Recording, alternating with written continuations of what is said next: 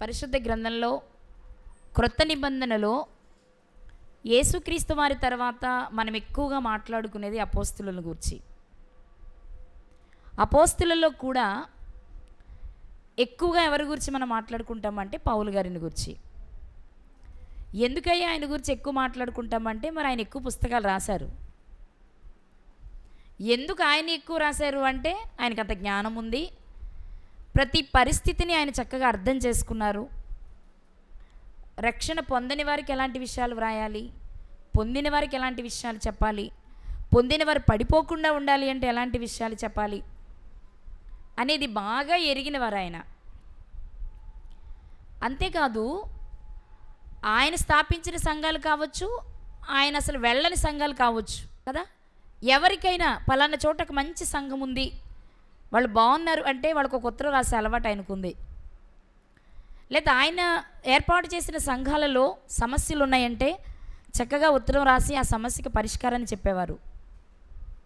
ఎంత చెప్పినా వినకపోతే నేను బెత్తంతో రావాల్సి ఉంటుంది, జాగ్రత్త అని చెప్పేవారు. అంటే ఎవరికి ఎలా కావాలో అలాంటి విషయాలను అందించడంలో ఆయనే సాటి. ఆయనే ఎవరు? పౌలు గారు కదా. ఆయన చెప్పిన ఒక్క మాట చాలా క్లుప్తంగా నేర్చుకుందాం ఈరోజు. చూద్దామా? కొరింథీయులకు రాసిన మొదటి పత్రిక 9వ అధ్యాయము 26వ వచనం.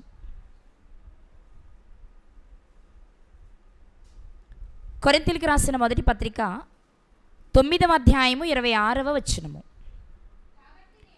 కాబట్టి నేను గురి చూడని వాని వలె పరిగెత్తువాడను కాను. చాలు. ఈ మాటలోని ఆంతర్యాన్ని ఈరోజు మనం నేర్చుకుందాం. పౌలు గారు మాట్లాడుతూ డైరెక్ట్గా చెప్పొచ్చు, నేను గురి చూసి పరిగెత్తుతున్నాను అని. కానీ ఆయన ఏం చెప్తున్నారంటే, నేను గురి చూడని వాని వలె పరిగెత్తేవాడను కాను. నేను పరిగెడుతున్నాను, కానీ నేను ఎలా పరిగెడుతున్నానంటే గురి చూసి పరిగెడుతున్నాను అని చెప్తూనే గురి చూడకుండా పరిగెత్తే వారిని గురించి మాట్లాడారు ఆయన.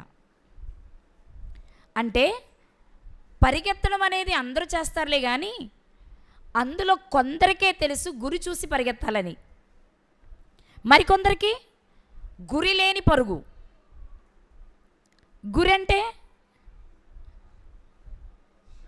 గురి అంటే లక్ష్యం, చేరవలసిన స్థానం, గమ్యం కదా. అంటే నేను పలానా చోటుకి వెళ్ళాలి అనేది ఒకటి పెట్టుకొని ఎలా వెళ్ళాలో ఆలోచించి ప్రయాణం చేయడమే గురి చూసి ప్రయాణం. ఉదాహరణకు పరిగెత్తువాడను అన్నారు కదా, పరుగు పందెంనే తీసుకుందాం మనం. పరుగు పందెంలో అందరికీ ప్రైజ్ వస్తుందా? అందరికి వస్తుందా? మరి ఎవరికి వస్తుంది? గమ్యాన్ని చేరిన వాడికి, గురి యొద్దకు వెళ్ళిన వాడికి మాత్రమే బహుమానం. గురి యొద్దకు ఎంతమంది బయలుదేరతారు? ఒక్కరే బయలుదేరతారా? బయలుదేరేటప్పుడు చాలామంది బయలుదేరతారు, కానీ ఒక్కరు మాత్రమే బహుమానాన్ని పొందుకుంటారు. ఎవరో ఆ ఒక్కరు అంటే గురి కలిగి పరిగెత్తినవాడు. ఎవరో ఆ ఒక్కడంటే కొంతమంది ఏం చేస్తారంటే, పోటీ పెడుతున్నారుగా, వెళ్ళి చూద్దాం ఎలా ఉంటుందో, వస్తే వచ్చింది లేకపోతే లేదు బహుమానం అని బయలుదేరతారు. మరికొంతమంది అనుకుంటారు, గురి చూసి వెళ్ళేవాడికి ఏదో రకంగా ఆటంకాన్ని కలిగించాలంటే నేను ఉండాలి అనుకుని వచ్చేవాళ్ళు కొందరుంటారు. కానీ కొందరుంటారు, ఎన్ని ఆటంకాలు వచ్చినా నేను గమ్యాన్ని చేరాలి అనుకుని ఆ పట్టుదల కలిగిన వాడే బహుమానాన్ని పొందుకుంటాడు. ఒకవేళ ఈసారి పొందుకోకపోయినా ఆ పట్టుదల కలిగిన వాడు, గురి కలిగిన వాడు ఈవేళ కాకపోతే రేపటికైనా చేరుకుంటాడు. మరి ఎవరు చేరలేరు? గురి లేనివారు. అందుకే పౌలు గారు మాట్లాడుతూ, నేను గురి లేని వాని వలె పరిగెత్తేవాడను కాను. గురి లేకుండా పరిగెత్తే వాళ్ళు కూడా ఉన్నారు, కానీ నేను అలాంటి వాడిని కాను. మరి నువ్వెవరు వెయ్యా అంటే, నాకు గురుంది. ఎందుకుంది? నాకు బహుమానం కావాలి. ఎందుకు బహుమానం? నేను పరలోకం చేరాలి. మరి ఇప్పుడు అదే గురి మనకి ఉండాలి. గురి కలిగిన వాడు ఎలా ఉంటాడు, ఏం చేస్తే గమ్యాన్ని చేరతాడో కొద్ది మాటలు ఈరోజు మనం జ్ఞాపకం చేసుకుందాం. ఇక్కడే వ్రాయబడిన మాట చూసుకొని ముందుకు వెళ్దాం. కొరింథీయులకు రాసిన మొదటి పత్రిక 9వ అధ్యాయము 24వ వచనము. పందెపు రంగమందు పరిగెత్తు వారందరూ పరిగెత్తుదురు. పందెపు రంగం అంటేనే చాలామందితో ప్రారంభమవుతుంది కదా. పందెపు రంగమందు పరిగెత్తు వారందరూ పరిగెత్తుదురు కానీ ఒక్కడే బహుమానము పొందునని మీకు తెలియదా? బహుమానం ఎంతమందికి వస్తుంది? ఒక్కరికే మొదటి బహుమానం. మనం ఒక 2, 3 పెడితే అవి వస్తాయి. కానీ బహుమానం అనగానే మన మనసు ఎక్కడికి వెళ్ళాలి? మొదటి బహుమానం దగ్గరికి వెళ్ళాలి కదా. ఆయన చెప్తూ చాలామంది పరిగెడతారు కానీ బహుమానం ఒక్కరికే వస్తుందని మీకు తెలుసు కదా. అటువల్లనే మీరు బహుమానము పొందునట్లుగా పరిగెత్తుడి. మీరు పరిగెడుతున్నారు. కొరింథీలో ఉన్న సంఘంతో ఆయన మాట్లాడుతూ మీరు పరిగెడుతున్నారు కానీ గురిలేని పరుగు మీది అలా ఉండొద్దు.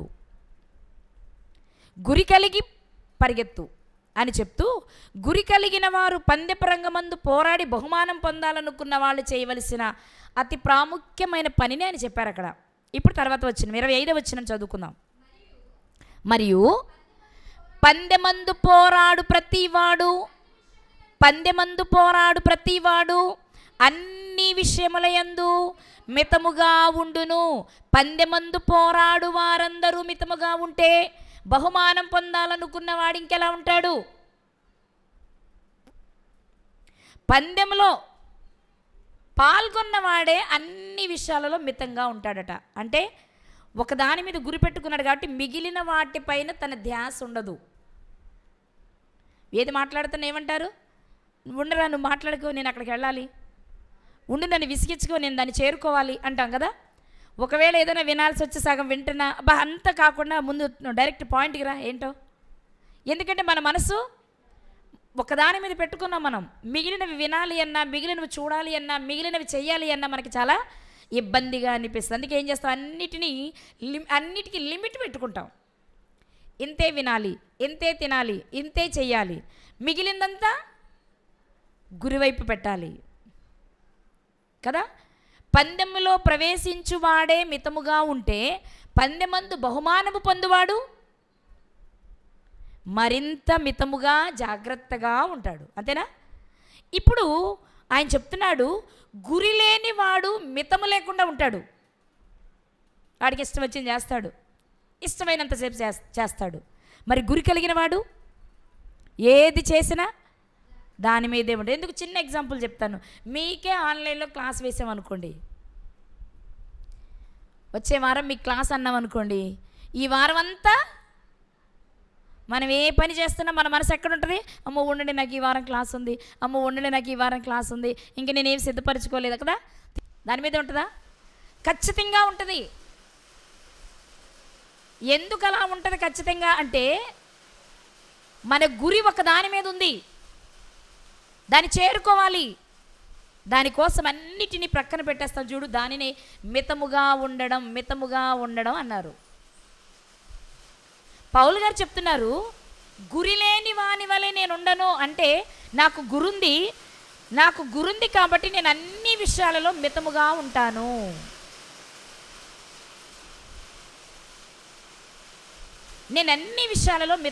ఉంటాను. అప్పుడు మాత్రమే పందెపు రంగమందు నేను బాగా పరిగెత్తగలను, బహుమానం పొందగలను. ఓకే, మరో మాట చూద్దాం. గురి చూసి పరిగెత్తేవారు, గురి యొద్దకు చేరాలి అనుకునేవారు చేయవలసిన పనులేంటో మరికొన్ని చూద్దాం. ఫిలిప్పీలకు రాసిన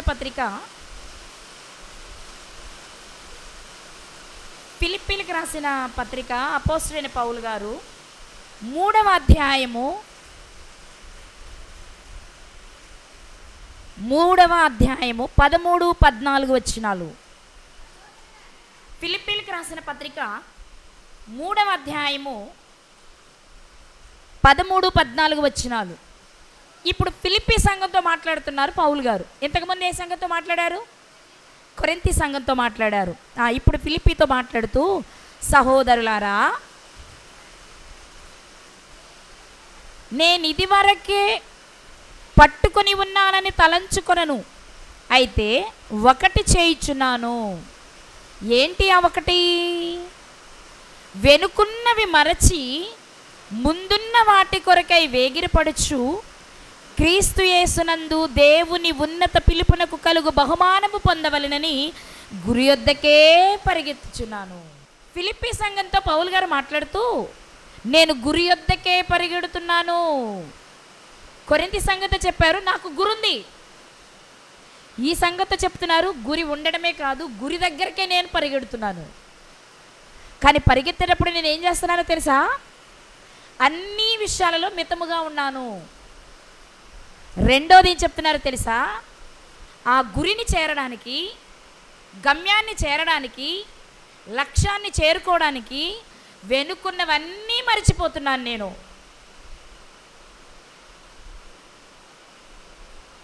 ఏం చేస్తున్నాను?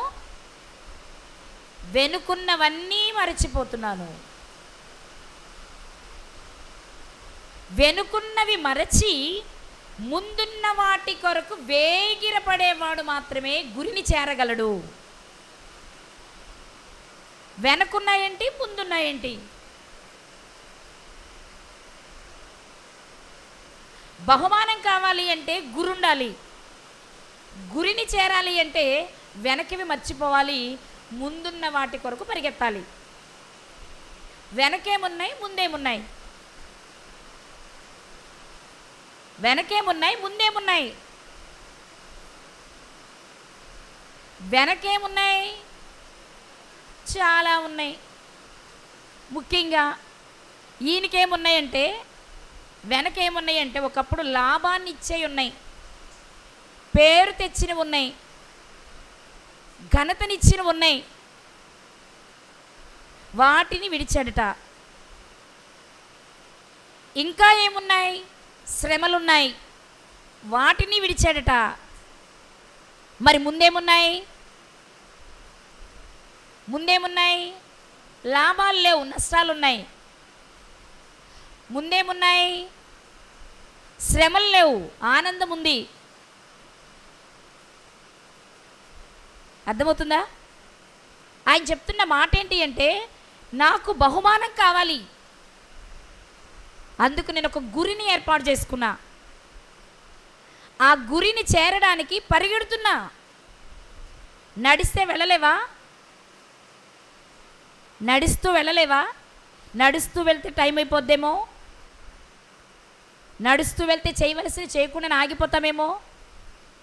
అందుకే పరుగు పందెంతో పోల్చారు ఆయన.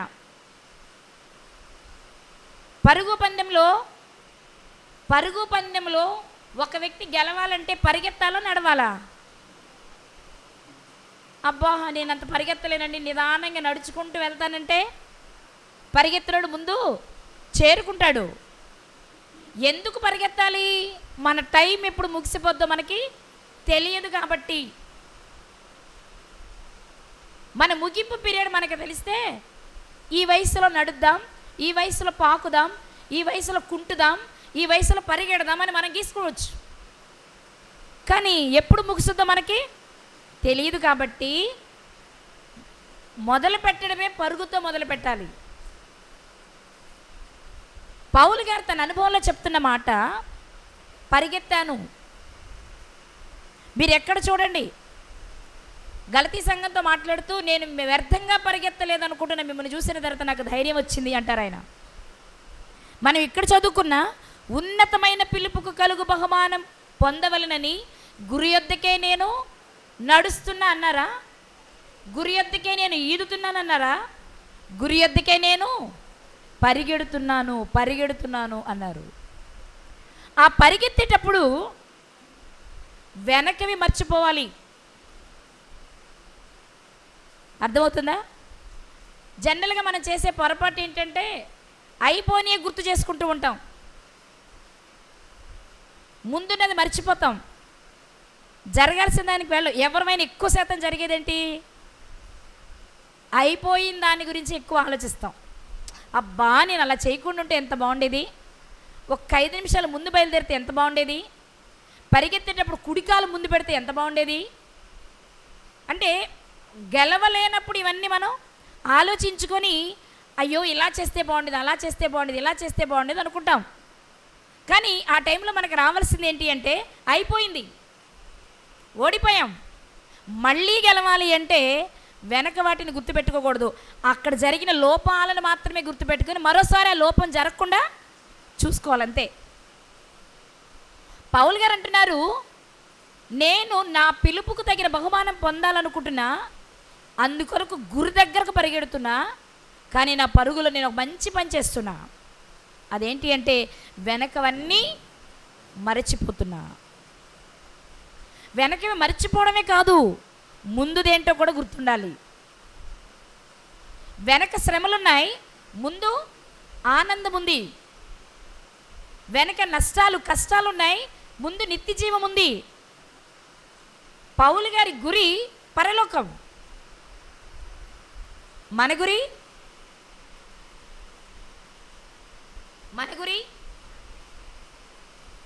చెప్పండి. మన గురి ఏదో ఒకటి. ఆయన దయతలు చేస్తే పరలోకం వెళ్తా, లేకపోతే చేసేదేముంది, ఎక్కడికి వెళ్తా, నరకానికి వెళ్తా అనుకునే వాళ్ళకి గురున్నట్టు కాదు. ఏదో ఒక చోటుకి వెళ్ళేవాడు గురి కావాలా చెప్పండి? ఏదో చోటుకి వెళ్ళేవాడు గురి కావాలా? అక్కర్లా. మరి ఎవరికి కావాలి గురి? లక్ష్యం ఎవరికి ఉంటుంది? బహుమానం పొందాలనుకునేవాడికి, నిత్య జీవాన్ని చేరాలి అనుకునేవాడికి. పౌలు గారి జీవితంలో వెనకేమున్నాయి మర్చిపోవడానికి, ముందేముంది గుర్తుపెట్టుకోవడానికి. ఇదే మాటకు దగ్గరగా కొలస్సీలతో ఆయన ఒక మాట చెప్పారు. కొలస్సీలకి రాసిన పత్రిక 3వ అధ్యాయము 2వ వచనం. కొలస్సీలకి రాసిన పత్రిక 3వ అధ్యాయము 2వ వచనం. పైనున్న వాటి మీదనే కానీ భూ సంబంధమైన వాటి మీద మనస్సు పెట్టుకొనకుడి. 3వ అధ్యాయం 1వ వచనంలో మీరు క్రీస్తుతో కూడా లేపబడిన వారైతే, నా వైపు చూడాలి అందరూ, మీరు క్రీస్తుతో కూడా లేపబడిన వారైతే పైనున్న వాటినే వెదకుడి. క్రీస్తుతో కూడా లేపబడిన వారంటే లేపబడిన వారా, లేపబడవలసిన వారా? అక్కడ వ్రాయబడిన మాట లేపబడిన వారంటే ఎప్పుడు? క్రీస్తుతో కూడా. ఇక్కడే ఉంటుంది కదా, కొలస్సీలకి రాసిన పత్రిక 2వ అధ్యాయము 12వ వచనము. మీరు బాప్తిస్మమందు ఆయనతో కూడా పాతిపెట్టబడిన వారై ఆయనను మృతులలో నుండి లేపిన దేవుని ప్రభావమందు విశ్వసించుట ద్వారా ఆయనతో కూడా లేచితిరి. ఇక్కడ లేపబడిన వారంటే ఏంటి అర్థం? బాప్తిస్మం పొందిన వారు, రక్షింపబడిన వారు, లేక రక్షణలోనికి వచ్చిన వారు, చివరి వరకు బ్రతకాలి అనుకునేవారు. నిజంగా మీరు లోకములో నుండి ప్రత్యేకించబడి నిత్య జీవాన్ని స్వతంత్రించుకొనుట కొరకు బాప్తిస్మం అనే కార్యక్రమాన్ని జరిగించిన వారైతే, అది 3వ అధ్యాయం 1వ వచనం యొక్క సారం. మీరు క్రీస్తుతో కూడా లేపబడిన వారైతే అనే మాటలోని ఆంతర్యం ఏంటంటే, మూర్ఖులకు ఈ తరము వారికి వేరై క్రీస్తుని ప్రభువుగా రక్షకునిగా మీలోనికి స్వీకరించి యేసుక్రీస్తు వారి రక్తములో మీ పాపములను కడుగుకొని మీరు ఆత్మ సంబంధమైన మృతములో నుండి జీవములోనికి దాటిన వారైతే మీరేం చేయాలి అంటే పైనున్న వాటిని వెదకాలి. పైనున్న వాటినే వెదకాలి. ముందున్న దాని కొరకే ప్రయాసపడాలి. క్రిందున్నది వదిలేయాలి, వెనకున్నది విసర్జించాలి. కానీ ఇది కొంచెం చెప్పండి, కొంచెం కష్టమేనా? వెనకున్నవి మర్చిపోవడం కష్టమేనా? భూ సంబంధమైన వాటిని విడిచిపెట్టడం కష్టమేనా? శరీర సంబంధమైన వాటిని విడిచిపెట్టడం కష్టమేనా? కష్టమే. కానీ నీ గురి పరలోకమైతే, నీ లక్ష్యం నిత్య జీవాన్ని పొందడమే అయితే ఇవన్నీ తుచ్చమైనవిగా భావించాలి. ఇవన్నీ అశాశ్వతం అని మనకు తెలుసు కాబట్టి ఖచ్చితంగా దీని మీద నుండి మన మనస్సుని మరొక వైపుకి మరల్చుకోవాలి. పైన వెతుకు. ఏముంది అక్కడ పైన? క్రీస్తు దేవుని కుడిపార్శ్వమందు కూర్చునున్నాడు. అయితే ఏంటి? నువ్వు అక్కడికి వెళ్ళాలనుకుంటే నీ చూపు అటే ఉండాలి. మన చూపు ఎట్టు ఉండాలి? పరలోకం వైపే ఉండాలి. మన దృష్టి అక్కడ ఉన్నప్పుడు, మన మనస్సు దాని మీద ఉన్నప్పుడు ఈ కిందవన్నీ పెద్ద కష్టంగా అనిపించవు మనకి కదా? అనిపిస్తాయా? మన గోల్ గొప్పదైనప్పుడు, దానిని చేరుకోవడానికి మన ప్రయాణం చేస్తున్నప్పుడు మార్గ మధ్యంలో మనకు ఎదురయ్యేవి మనకి పెద్ద కారణాలుగా అనిపించకూడదు.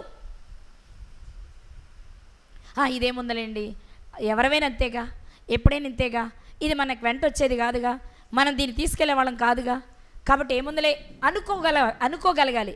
అది ఎప్పుడు అనుకోగలం? మన దృష్టి పైన ఉన్నప్పుడు, మన దృష్టి ముందున్నప్పుడు, మన దృష్టి గురివైపు ఉన్నప్పుడు. నిజంగా ఆయన జీవితంలో, పౌలు గారి జీవితంలో వెనకేం జరిగాయి? ఒకప్పుడు రథము మీద పరిగెత్తినవాడు, మంచి జ్ఞానాన్ని సంపాదించుకున్న వ్యక్తి, అధికారం కలిగిన వ్యక్తి. ఆయన బయలుదేరి అధికారుల దగ్గరికి వెళితే ఈయన కనపడగానే, ఏంటి సభలు వచ్చావు, ఏం కావాలి నీకు, నువ్వేది కావాలంటే తీసుకో, నీకు ఏది చేయాలని కూడా చేసేయి అని పంపించారు ఆయన్ని కదా.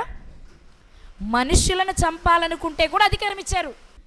యోబు గారి విషయంలో దేవుడు సాతానికి అధికారం ఇచ్చారా? ఎక్కడి వరకు ఇచ్చారు? ఏమైనా చేసుకో, ప్రాణం మాత్రం తీకు అన్నారా? ఇప్పుడు సౌలు గారికి అధికారం ఇచ్చినప్పుడు అధికారులు ఏమైనా చెయ్యి అంటే, తిట్టు, కొట్టు, ఈడ్చేయి, బయటపడేయి, కానీ చంపొద్దు అన్నారా? ఏమన్నారు? ఆయనకి కూడా అధికారం ఇచ్చారు. అంటే అతని స్థాయి ఎలాంటిది? ఇక్కడ నుండి ఎవరైనా అడిగితే, అదెంత పని, ఎవరికి ఆయనకి చెప్పాలా, నేను చెప్పేస్తాలే, నువ్వు వెళ్ళిపో, నీ పని అయిపోద్ది చూసుకో అని చెప్పగలిగిన స్థాయి తనది కదా. ఇప్పుడు దేవుని దగ్గరకు వచ్చాక, లేక క్రీస్తు దగ్గరకు వచ్చిన తర్వాత, క్రీస్తు ఆయనను ఏర్పరచుకున్న తర్వాత ఆయన స్థాయి ఏమైపోయింది? కొడితే కొట్టించుకుంటున్నారు, తిడితే తిట్టించుకుంటున్నారు, పొమ్మంటే మీరు వెళ్ళిపోమంటారు కాబట్టి నేను వెళ్ళిపోతున్నాను, నీకు మీరే ఉత్తరవాదులను కాళ్ళు దులుపుకొని వెళ్ళిపోతున్నారు కదా. ఇప్పుడు అలా ఆ స్థాయికి వచ్చిన ఆయన ఒక్కసారి ఆగి వెనక్కి తిరిగి, అసలు నేనేంటి, నా స్థాయి ఏంటి, నేను వీళ్ళ దగ్గరికి వెళ్ళి చెప్పాలా, వీళ్ళు వెళ్ళిపోమంటే నేను వెళ్ళిపోవాలా, వాళ్ళు వెళ్ళిపోమంటే నేను కాళ్ళు దులుపుకొని వెళ్ళిపోవాలా, అసలు నా పరిస్థితి ఏంటి? ఒకప్పుడు దడదడలాడారు కదా నా పేరు చెప్తే, గజగజ వణికారు కదా నా పేరు చెప్తే, అలాంటి నేను దాన్ని వదిలిపెట్టి వస్తే ఇవాళ నన్ను తిడతారా, నన్ను కొడతారా, నన్ను పొమ్మంటారా, ఒక్కసారి మళ్ళా పాత రోజులు జ్ఞాపకం చేసుకుందాం అనుకున్నాడా? అనుకుంటే గురిని చేరేవాడు కాదు. అనిపిస్తుంది మనకు మామూలుగా అయితే కదా. ఒక స్థాయిలో బ్రతికిన వ్యక్తి ఆ స్థాయిని విడిచి కిందకు వచ్చి ఆలోచించాలంటే అప్పుడప్పుడు గుర్తొస్తుంది అది. ఒకప్పుడు నేను ఎలా ఉండేవాడిని, ఒకప్పుడు నా మాట అంటే ఎలా ఉండేది, ఒకప్పుడు నన్ను చూస్తే ఎలా ఉండేవాళ్ళు, ఇప్పుడేంటి ఇలా అయిపోయాను, నా పరిస్థితి ఏంటి ఇలా అయిపోయింది. ఆ మనస్సు మనకి రాకూడదు. ఎందుకు అయిపోయావు? బహుమానం కోసమే కదా, కాదా? బహుమానం కోసం కాకపోతే ఆయన కూడా ఎవరికి వణకాల్సిన అవసరం లేదు. మరి ఎందుకు అడుగుతున్నాడు, ఎందుకు తగ్గుతున్నాడు? ముందున్న దాని కొరకు, పైనున్న దాని కొరకు, గురి ఎద్దకు చేరాలి, బహుమానాన్ని పొందాలి అనే ఆలోచనతో ఉన్నాడు. కాబట్టి ఈ ఆలోచన ఉన్నప్పుడు వెనక్కున్నవన్నీ ఏం చేయాలట? అప్పుడప్పుడు జ్ఞాపకం చేసుకోవాలట. అంతేనా? మరేం చేయాలి? రోజు జ్ఞాపకం చేసుకోవాలా? ప్రతి క్షణం జ్ఞాపకం చేసుకోవాలా? ఏం చెప్పారు ఆయన? అసలు గుర్తే, అవునా నిజమే కదా, ఒకప్పుడు నేను అలా ఉండేవాడినా, ఏమో గుర్తులేదు అనేలా ఉండాలట. అంతలా మర్చిపోవాలట. ఆయన చెప్తున్నవి వెనక్కున్నవి నేను మర్చిపోయానయ్యా, నాకు అవి గుర్తులేదు. ఒకవేళ గుర్తు చేసి చెప్పాలి అంటే అది ఎవరికైనా ఉపయోగపడి ఒక పాఠంగా ఉండాలంటే చెప్తా, లేదంటే అవి నా మనసులో లేవు. అంటే దాని వలన వచ్చేది ఏమీ నాకు లేదు. మీకెవరికైనా దానివల్ల లాభం ఉందంటే చెప్తా. తన జీవితంలో సుఖాన్ని అనుభవించిన వాడు సౌలు. మంచి తత్వజ్ఞాని, ధర్మశాస్త్ర పండితుడు, గొప్ప గురువు గారి దగ్గర జ్ఞానాన్ని నేర్చుకున్న వ్యక్తి, మంచి రోషం కలిగిన వాడు, ఎట్టు చూసుకున్న మంచి యవ్వనుడు, యవ్వన ప్రాయంలో దేవుని కొరకు రోషంగా బ్రతుకుతున్న వ్యక్తి. రోషంగా బ్రతకడం అంటే ఏదో తెలిసి తెలియని విషయాలు కాదు, ప్రతి విషయాన్ని క్షుణ్ణంగా తెలుసుకొని బ్రతుకుతున్న వ్యక్తి కదా. ఆ స్థాయి నుండి ఒక్కసారిగా వాటన్నిటిని వదులుకొని అసలు ఏమీ లేదు, నిర్జీవమై చచ్చిన పాముల అయిపోవడానికి కారణం ఏంటంటే దానికి ఒక బలమైన కారణం ఉందండి. నేను గురి పెట్టుకొని బ్రతుకుతున్నాను అని చెప్తున్నారు ఆయన ఈరోజు మనతో. అంటే గురి కలిగిన వాడు మితంగా ఉండడమే కాదు, అతి మితంగా ఉండే అవకాశం ఉంది. ఇంకా చెప్పాలి అంటే అన్నీ మరచిపోయి ఏదైనా పర్వాలేదు నాకు నిత్య జీవం కావాలంతే అనుకుని బ్రతుకుతున్నారు ఆయన. ఆయనని సమాజం అన్ని రకాలుగాను బాధ పెట్టింది, అవునా? ఒక అధికారం ఉండి దాన్ని పోగొట్టుకోవడమే కాదు, విస్తారమైన శ్రమలను అనుభవించారు ఆయన కదా. ఆ శ్రమలకు లిస్ట్ మనకు తెలుసుగా, ఆయన ఒకసారి చదువుకుందాం కదా. కొరింథీయులకు రాసిన 2వ పత్రిక 11వ అధ్యాయము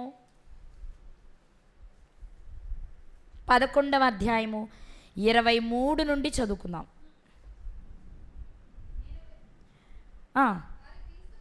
వారు క్రీస్తు పరిచారకుల వెర్రివాని వలె మాట్లాడుచున్నాను. నేనును మరి ఎక్కువగా క్రీస్తు పరిచారకుడను, మరి విశేషముగా ప్రయాసపడి తిని అనేక పర్యాయములు చెరసాలలో ఉంటిని, అపరిమితముగా దెబ్బలు తింటిని, అనేక మారులు ప్రాణాపాయములలో ఉంటిని, యూదుల చేత 5 మారులు ఒకటి తక్కువ 40 దెబ్బలు తింటిని. ఎన్ని దెబ్బలు? ఎన్నిసార్లు అంటే మొత్తం ఎన్ని లెక్క పెట్టండి. 5 నాళ్ళు ఎంత చెప్పండి? 5 సార్లు తిన్నారట, ఒకటి తక్కువ 40 దెబ్బలు. 5 నాళ్ళు 200 కదా. 195 అన్నారా? నాకు 135 అన్నట్టు వినిపించింది. 195 దెబ్బలు. అవి కూడా ఎలాంటి చప్పుడు దెబ్బలు కాదు, ఇలా మనం కొట్టమా వద్దా అని బొగ్గ మీద ఏరా మటన్లే అని కొడతామే, అలాంటి దెబ్బలు కాదు ఇవి. ఎలాంటి దెబ్బలు? చెయ్యి లేపితే లేచినంత దూరం నుండి మీద పడాలి కదా, అలా ఒళ్ళు చాళ్ల వలె ఇలా చీల్చుకొని వచ్చేయాలి. అలాంటి దెబ్బలు 195 దెబ్బలు తిన్నారంటే ఇప్పుడు మీకు అనిపిస్తుంది మర్చిపోయిన అన్నాడు బాగా అన్ని ఎలా గుర్తుపెట్టుకున్నారు అనిపిస్తుంది మీకు. నేను మర్చిపోయిన అన్నారు కదా, లెక్క పెట్టుకొని మరి ఎన్నిసార్లు చెప్పారు చెప్తున్నారు అంటారేమో. ఇది అవసరం కాబట్టి చెప్తున్నారు, ముందే చెప్పారు ఆయన. అవసరమైన మనకు ఉపయోగపడుతుంది అనుకుంటే గుర్తు చెప్తారు, లేకపోతే ఆయన దానిని నీకు కావాలి కాబట్టి చెప్తున్నారు. మామూలుగా అయితే ఆయనకి అది గుర్తు లేదు, గుర్తుంచుకోరు కదా. ఇక్కడ మీకు ఈ విషయం తెలుసుగా, ఒకటి తక్కువ ఎందుకు 40 కొట్టారు? 40 మించకూడదు ధర్మశాస్త్ర ప్రకారం. ద్వితీయోపదేశకాండం 25:3లో మీరు చదువుకోవచ్చు. తర్వాత 40కి మించి కొట్టకూడదు.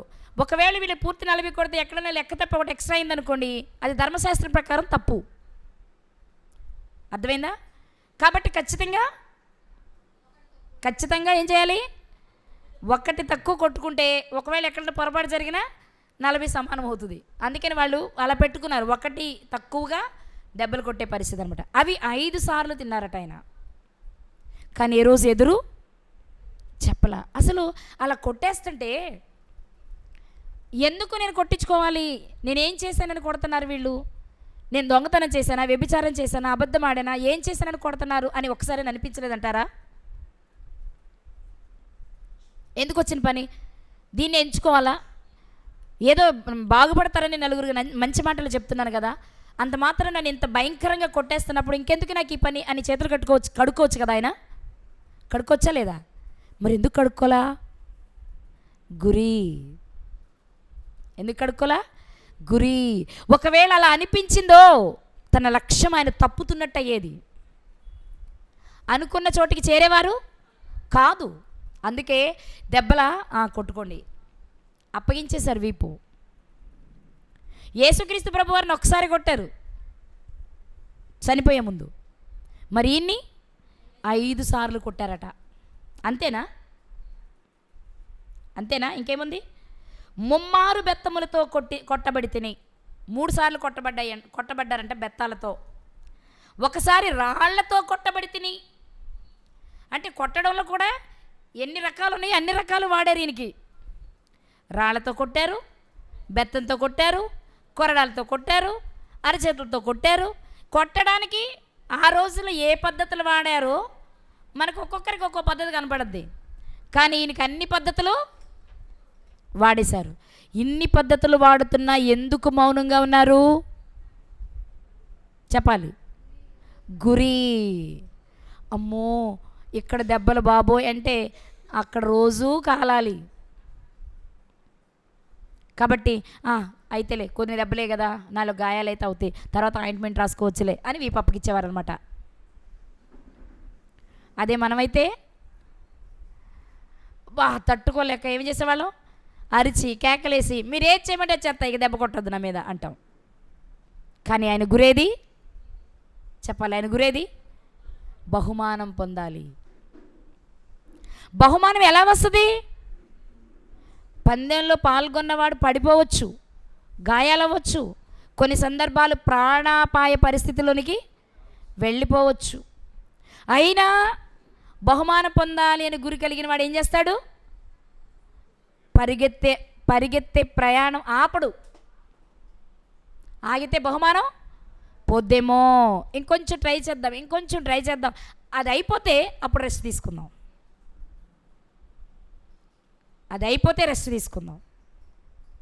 పౌలు గారు కూడా అదే. రాళ్లతో కొడుతున్నా, బెత్తాలతో కొడుతున్నా, తాళ్లతో కొడుతున్నా, కొరడాలతో కొడుతున్నా, ఏ పద్ధతిలో కొడుతున్నా ఓర్చుకుందాంలే, మహా కొడితే 40గా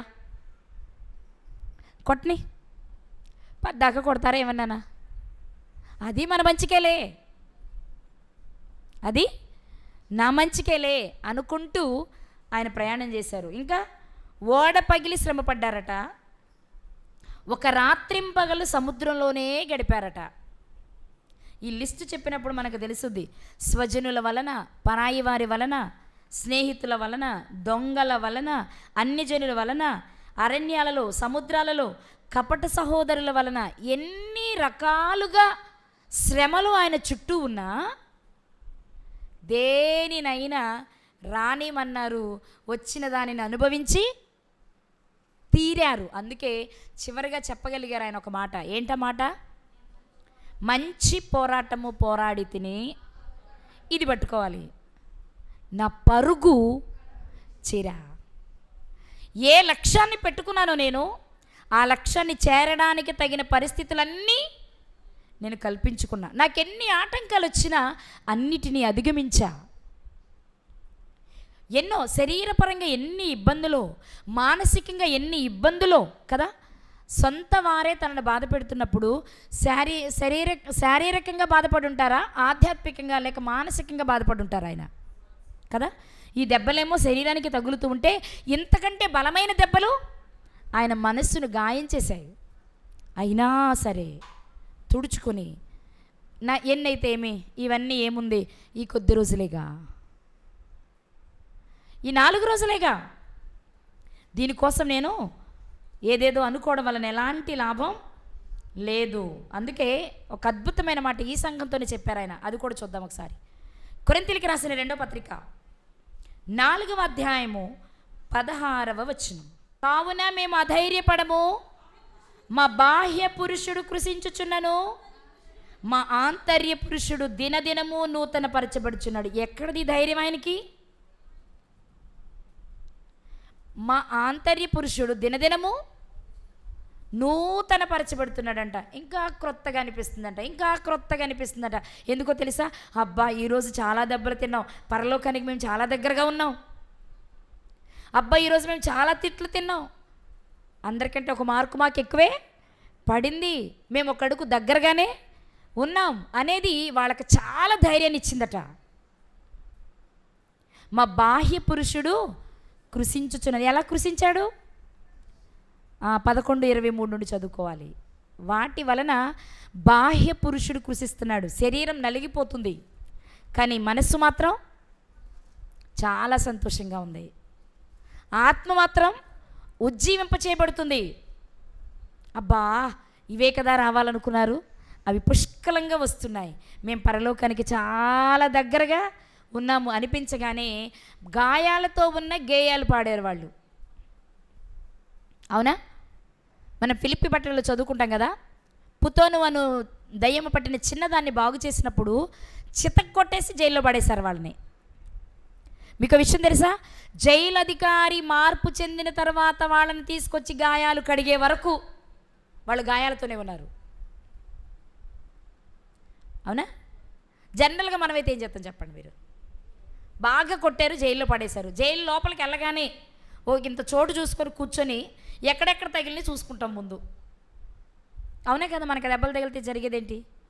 ముందు ఎక్కడెక్కడ దెబ్బలు తగిలినాయో చూసుకుని ఏదో పాత గుడ్డో పాత పేపరో లేకపోతే చీర చెంగో చొక్కా ముక్కో ఏదో ఒకటి తీసుకొని ఆ గాయాలకున్న రక్తమంతా కడుక్కుని కాస్త మంచినీళ్ళు తాగి అప్పుడు మనల్ని అడిగే వారికి ఏం జరిగిందో చెప్పి వాళ్ళు మన కోసం ఏం చేస్తారో చూసి అప్పుడు ముద్ద తిని పడుకుంటాం.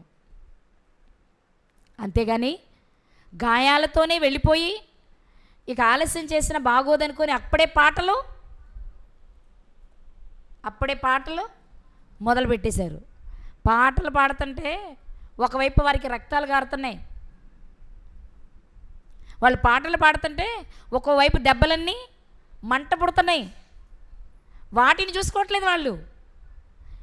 ఇక్కడ పాట పాడితే వర్కౌట్ అవుద్దా, మాట మాట్లాడితే వర్కౌట్ అవుద్దా చూసుకున్నారు. చక్కగా ఆయన శీల గారు కలిసి మరి వాళ్ళతో ఎవరైనా సహకరించారో లేదో, ప్రారంభించిన వీళ్ళిద్దరే కాబట్టి నువ్వు స్టార్ట్ చేయి అనుకుని ఉంటారు. ఇద్దరు పాట అందుకున్నారు.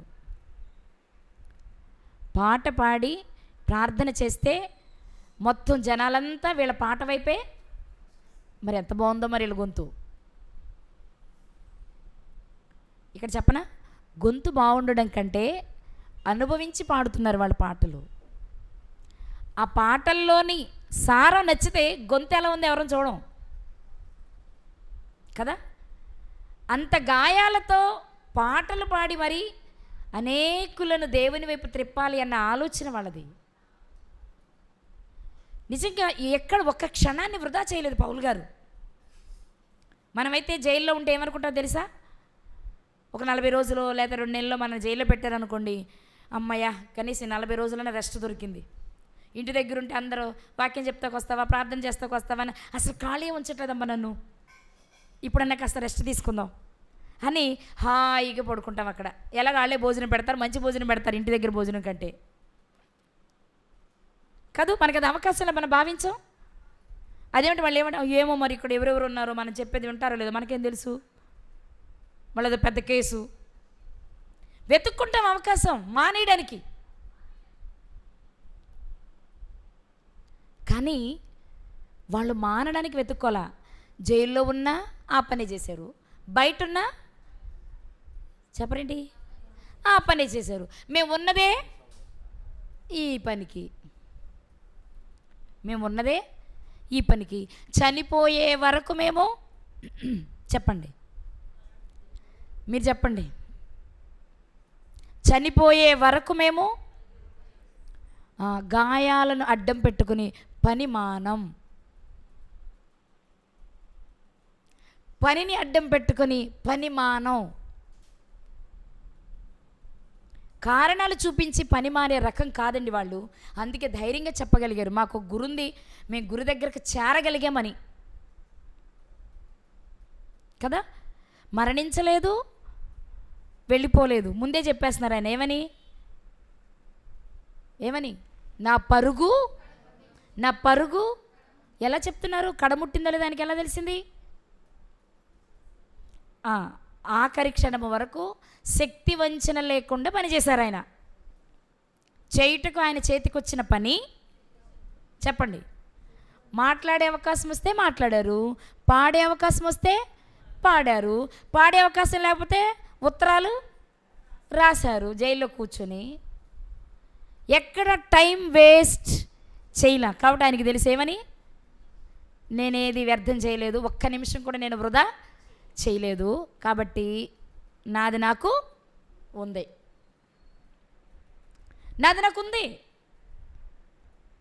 అంత కాన్ఫిడెంట్గా చెప్పారు కాబట్టి ఆయన పత్రికలు 14 పొందుపరిచారు. ఇందులో 14 పత్రికలు ఉన్న తర్వాత మనం మాట్లాడుకో తప్పుద్దా? ఈరోజు మన విశ్వాసాన్ని మనం పెంపొందించుకోవడానికి ఈ మాటలు చాలా అవసరం. ఆయనట వెనుకున్నవి మనసులో పెట్టుకొని పగ తీర్చుకోవాలనుకోవట్లేదు. ఆయన పడిన శ్రమ ఎవరికైనా పాఠం అవుతుందంటే చెప్పాలనుకుంటున్నారే తప్ప దాన్ని మనస్సులో పెట్టుకుని దానిని ఒక సాకుగా కారణంగా చూపించి పని మానేయాలనుకోవట్లేదు. నేను అలాంటి స్థితిలో కూడా సువార్తను ప్రకటించా. ఎందుకు? అబ్బ పౌలు గారు గొప్పోడు అనిపించుకోవడానికా కాదు. బహుమానం పొందాలంటే గురిని చేరాలి. అందుకు ఆయన చేసిన పని ఏంటో తెలుసా? నేను ఒకప్పుడు గొప్ప స్థాయి కలిగిన వాడినిగా అని గుర్తు చేసుకోవట్లేదు. ఒకప్పుడు నన్ను అందరూ చితక కొట్టేశారుగా, అది కూడా గుర్తు చేసుకోవట్లేదు. నా ముందున్నది పని, దాని శక్తి లోపం లేకుండా నేను చేయగలిగితే నేను చేరుకుంటాను గురి. నేను చేరగలిగితే గురి ఉంది, నాకొక బహుమతి అనుకొని పరిగెత్తారు, గమ్యాన్ని చేరారు, మనకి సవాలు చేసి చెప్పగలిగారు. అంటే ఆయన దేవుని గురించిన ఆలోచన, దేవుని గురించిన పనిని గురించిన ఆతృత తప్ప ఇక ఏవి ఆయనకు పట్టలేదు కదా, అవునా? ప్రారంభంలో ధర్మశాస్త్రం విషయమై బ్రతకాలనుకున్నారు, అలాగే బ్రతికారు. క్రీస్తుని అంగీకరించిన తర్వాత, క్రీస్తులోనికి వచ్చిన తర్వాత క్రీస్తును ప్రకటించడమే జీవిత ధ్యేయమనుకున్నారు. యేసే క్రీస్తు అని ప్రకటించి మరణించారు. అది కూడా సహజ మరణం కాదు. ఆయన తలక్రిందులుగా సిలువ వేసి ఖడ్గంతో 3 సార్లు నరికితే ఆయన తల 3 సార్లు ఎగిరి పడిందట. పౌలు గారిది రోమ్లో ఇప్పటికీ ఉంది అది. ఆ 3 చోట్ల కూడా నీరు ఉబ్బుకుద్దట ఇప్పుడు అక్కడ ఆయన తల పడిన చోట. అవునండి, అది ఆయన చూశారు. ఎందుకు అలా పెట్టేయగలిగారు వాళ్ళ ప్రాణాలని?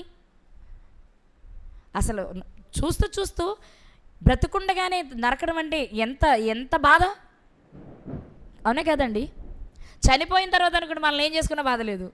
మనం చూస్తున్నాం, మనం మాట్లాడుతున్నాం, మనలో ప్రాణం ఉండగా తలక్రిందులుగా సిలువేసి నరికేస్తున్నారని తెలిసిన బాప్తిస్మిచ్చే యోహాను గారి విషయమైనా, యాకోబు గారి విషయమైనా మనం తీసుకుంటే అదే మన ఎవరు నతనీయులు గారిని తీసుకుంటే చర్మాన్ని ఒలిచేశారు బ్రతికుండగా. ఎందుకు వాటిని సహించగలిగారంటే వారికి ఒక గురి ఉంది. వాళ్ళు ఎవరైనా సరే మనల్ని శ్రమ పెట్టేది దేన్నంటే శరీరాన్ని పెట్టుకొని ఎప్పుడైనా ఇది మట్టికి చేరాల్సిందే కదా. కాబట్టి దీనికోసం బెంగ పెట్టుకోవలసిన అవసరం లేదనుకున్నారు. అందుకే ఈ లోకంలో వాళ్ళకి వచ్చిన శ్రమలను వాళ్ళు ఎలా భావించారు? ఈ మాట చూసుకొని ముగించుకుందాం. 17వ వచనం, 4:17 2 కొరింథీ. మేము దృశ్యమైన వాటిని చూడక అదృశ్యమైన వాటినే నిదానించి చూచుచున్నాము గనుక క్షణమాత్రముండు మా చులకని శ్రమ మా కొరకు అంతకంతకు ఎక్కువగా నిత్యమైన మహిమా భారమును కలుగ చేయుచున్నది. మేము నిదానించి ఏం చూస్తున్నాం తెలుసా? అదృశ్యమైన వాటిని చూస్తున్నాం. అర్థమైందా మీకు? ముందున్నదేంటి? నిత్య జీవం. అక్కడ ఎవరున్నారు? తండ్రి. అక్కడ ఎవరున్నారు? కుమారుడు. మేము అక్కడికి వెళ్ళాలనుకుంటున్నామండి. మా చూపంతా అటే ఉంది. మా ముందు ఎంతమంది అడ్డుగా నిలిచినా ఆ మనిషి సందులో నుంచైనా మేము దాన్నే చూడాలనుకుంటాం. ఈలోపు మా వెనుకున్న వారు మా వీపులు పగలగొట్టినా, మా ప్రక్కనున్న వాళ్ళు మా చెంపలు పగలగొట్టినా మా చూపు మాత్రం దాని మీదే ఉంది. దాని మీదే ఉంది. మా దృష్టి గురి మీద నిలిపాము. వెనకెన్ని జరిగినా, మమ్మల్ని చూసి దూషించిన, ద్వేషించిన, కొట్టిన, తిట్టిన, కాల్చిన, మేము నిదానించి చూడవలసిన దానిని చూస్తున్నప్పుడు ఇవన్నీ మాకు పెద్ద కష్టంగానే లేవు. క్రొత్త నిబంధన భక్తులే కాదండి, దానియేలు గారు, హనన్య, మిషాల్, అజరీ గారులను వారిని అగ్నిగుండంలో వేసేస్తుంటే భయపడలేదెందుకు? సింహాల బోనులోనికి పంపిస్తుంటే భయపడలేదెందుకు? వారు నిదానించి దేని చూస్తున్నారు? ముఖ్యమైన పట్టణం, పరలోక పట్టణం, తండ్రిని చూసే పరిస్థితి, కుమారుని చేరుకునే పరిస్థితి, మరలా అనుభవంలోనికి వెళ్తామన్న అనుభూతి రాగానే ఇక్కడ ఎన్ని జరిగినా అవి ఎంత ఎలా అనిపిస్తున్నాయంట? క్షణ మాత్రమే ఉంటాయి, చాలా చులకనివి. ఈ బాయిటి కోసం మేము పెద్ద ఏవో ఇచ్చేయాలా? కాల్చుకుంటే కాల్చుకున్నారులే, కొడితే కొట్టారులే. ఎప్పుడు అనిపించింది? ఒక గురి వారికి ఉన్నప్పుడు. మనం చాలామందిని చూస్తాం, కొంతమంది గురి కలిగి ప్రిపేర్ అవుతూ ఉంటారు ఉద్యోగాల కోసం. గురి కలిగి ఒకసారి అటెంప్ట్ చేస్తారు, రాదు. రెండోసారి చేస్తాడు, రాదు. అప్పుడు అందరూ అంటారా, ఇక నీకు రాదులే, ఇంకేం వస్తుందిలే అని. కానీ గురి కలిగిన వాడు ఏం చేస్తాడు? దాన్ని పట్టించుకోడు. ఎవరంటున్నారో ఏంటి నాకు రాదా, నీకు తెలుసా అనే నిలదీరు అక్కడ. సరే ఇప్పుడు టైం నీది రాలేదు కాబట్టి, కానీ నేను సాధించిన తర్వాత మాట్లాడతాను నీతో అనుకొని వెళ్ళిపోతాడు వాడు. ఎందుకు వెళ్ళిపోయాడు అక్కడి నుంచి? వాడికి ఒక గురి ఉంది కాబట్టి. మరి ఈరోజు క్రైస్తవులుగా మన గురి ఏది? అసలు గురుందా? ఉంటే దాని కొరకు ప్రయాసపడుతున్నామా? మనం చాలాసార్లు మాట్లాడుకున్న విషయమే, గురి కలిగిన వాడు పరలోకానికి వెళ్ళాలి అనేవాడు అనుకునేవాడు ఇప్పుడు మనం చేసేలా నత్తలాంటి పనులు చేస్తే పరలోకం వెళ్ళాం. వెళ్తామా? దీనికే మనకి పరలోకం వచ్చేస్తే వాళ్ళు చర్మాలు ఒలిపించుకోవడం ఎందుకు? అంత కష్టం మనకు కూడా వస్తుంది, దానిని మనం కూడా అనుభవించాలి. అనుభవించేటప్పుడు దూరంగా కనబడుతున్న గురివైపు చూసి ఆనందించాలి తప్ప భౌతికంగా కలుగుతున్న బాధను బట్టి మనం వెనకకు వెళ్ళేవారిగా ఉండకూడదు. అదే పౌలు గారు తన అనుభవం సారంగా మనకు చెప్పిన మాట. కొంతమంది ఉన్నారండి గురి లేని వారు, కానీ నేను గురి లేని వాడను. మీకు మాట చెప్పనా? గురి లేని వాళ్ళు కూడా ప్రయాణం ప్రారంభిస్తారు, గురి లేని వాళ్ళు కూడా పరుగు ప్రారంభిస్తారు. కానీ వారికి గురి లేదు కాబట్టి మధ్యలోనే వెనుకకు వచ్చేస్తారు. మీకు ఈ సందర్భంలో విత్తువాని ఉపమానం గుర్తుకు రావాలి. అర్థమైందా? గురి కలిగిన వాడు ఏం చేస్తాడు? తన హృదయాన్ని తెరచి దున్నుకొని మంచి విత్తనం కొరకు ఆశగా ఎదురు చూస్తాడు. మరి గురి లేనివాడు త్రోవ ప్రక్కన పడిన విత్తనంలా, ముళ్ళ పొదల్లో పడిన విత్తనంలా, రాతి నేలను పడిన విత్తనంలా, సమస్యలు రాగానే, ఐహిక విచారాలు కలగగానే, ధనము అనే మోసం తన దగ్గరకు రాగానే ఆ చిక్కుల్లో పడి పందెములో నుండి వైదొలిగిపోతాడు. ప్రారంభిస్తాడు పందాన్ని తను కూడా, కానీ గురి లేని పందెం అది, గురి లేని ప్రయాణం అది, గురి లేని పరుగు అది. మనల్ని అడుగుతున్నాడు ఈరోజు పౌలు గారు ఇక్కడ ఏమని తెలుసా? ఇక్కడ కూర్చున్న మీరు గురి కలిగిన వారా, గురి లేని వారా? మనల్ని అడుగుతున్నారు ఆయన. నీకు గురుంటే ఖచ్చితంగా ఆ లక్ష్యాన్ని చేరుకోవడానికి నువ్వు స్టెప్ బై స్టెప్ కష్టపడుతూనే ఉంటావు. నీ మార్పు, నీ ఎదుగుదల ఖచ్చితంగా దేవునికి కనబడితే చూసేవారికి కూడా కనబడుతుంది. చాలా కష్టపడుతున్నాడండి, ఈసారి తప్పకుండా సాధిస్తాడు అనం మనం. కొంతమంది కష్టపడే వారిని చూసి మనం ఆ మాట చెప్పం. ఇది వరకటి కంటే ఈసారి బాగా కష్టపడుతున్నాడండి, ఈసారి తప్పకుండా వచ్చేస్తుంది వాడికి జాబ్ అంటాం. అంటే మనం ఏం గమనిస్తున్నాం? అతనిలోని పట్టుదల, అతనిలోని కృషి, అతనిలోని శ్రమ మనం చూస్తున్నాం. ఇది వరకటి కంటే బాగుంది అని చెప్పగలుగుతున్నాం. ఈరోజు మనల్ని అడుగుతున్నారు, ఎన్నేళ్ళైనా నువ్వు అలాగే ఉంటున్నావా? అయితే నీది గురిలేని పరుగు అనుకుంటా. గురిలేని పరుగు ఎంత పరిగెత్తినా వ్యర్థం. ఎందుకు వ్యర్థమో తెలుసా? పరిగెత్తాడు పరిగెత్తాడు పరిగెత్తాడు పరిగెత్తాడు, ఎక్కడికి వెళ్ళాలో తెలియదు. ఇంతకీ గురుంటేగా ఎక్కడికి వెళ్ళాలో తెలియాలి. అక్కడికి వెళ్ళిన తర్వాత అక్కడ నిలబడి అడుగుతాడు, ఏమని? ఇంతకీ నేను ఎక్కడి కోసం వచ్చాను, నేను ఎక్కడికి వెళ్ళాలి, నేను వెళ్ళాల్సిందారు ఇదేనా అంటాడు. ఈలోపు వెనకడు గురికి వెళ్ళినాడు ఏం చేస్తాడు? వచ్చి చేరుకుంటాడు. మనం ముందెళ్ళినా ప్రయోజనం ఉండదు. అందుకే బహుమానం కావాలి అంటే ఏం కావాలి? గురి కావాలి. గురి కలిగిన వాడు ఏం చేయాలి? గురిని చేరుకోవడానికి ప్రయత్నం చేయాలి. ప్రయత్నం చేసేవాడు చేయవలసిన అతి ప్రాముఖ్యమైన పని ఏంటి అంటే వెనుకవి మరవాలి, ముందుదేంటో గుర్తుపెట్టుకోవాలి. ముందేముంది? పరలోకం ఉంది. ముందేముంది? తండ్రి ఉన్నాడు. ముందేముంది? యేసుక్రీస్తున్నాడు. వాళ్ళ చెంతకు నేను చేరాలి.